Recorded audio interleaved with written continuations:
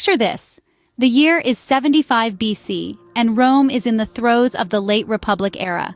It's a tumultuous time of great political and social upheaval. Power is a slippery game, with alliances shifting as quickly as the tides, and civil wars breaking out like summer storms. In the midst of this chaos, a young man named Julius Caesar is beginning to make a name for himself. He's not yet the feared dictator we know him to be, but a promising figure in Roman society. His charisma, intelligence, and political savvy are already turning heads, marking him as someone to watch. Yet life, as unpredictable as a Roman chariot race, was about to throw a curveball at young Caesar. Yes, even the future ruler of Rome wasn't immune to life's unexpected twists and turns, and this particular twist was set to test his mettle in the most unexpected of ways. But as it often happens, life had a curveball to throw at young Caesar, one that would test his mettle in the most unexpected ways.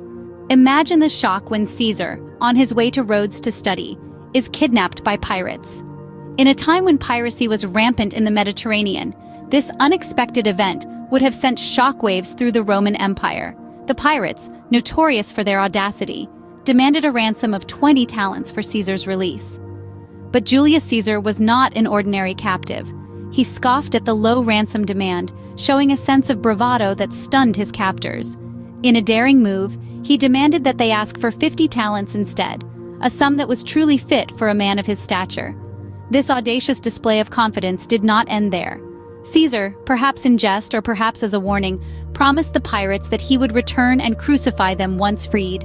A promise that might have seemed outrageous at the time, but as we'll see, Caesar was a man of his word. True to his word, Caesar didn't forget his promise to the pirates. The pirates might have thought Caesar was joking, but they were in for a rude awakening. No sooner had Julius Caesar secured his release by paying off the ransom than he turned his sights back to the pirates' hideout. A lesser man might have fled, happy to escape with his life, but not Caesar. No, he was not one to let a slight go unanswered.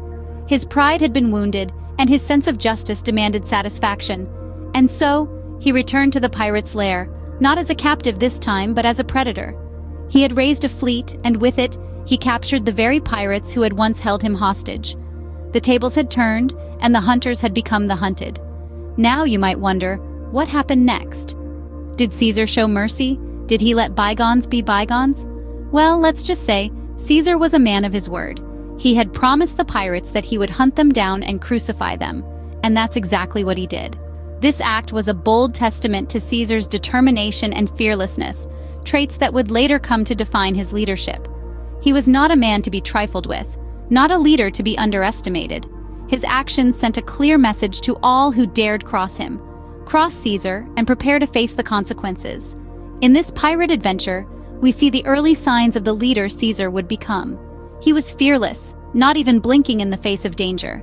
He was determined, never backing down from a challenge, and above all, he was true to his word, always following through on his promises, no matter how dire the circumstances.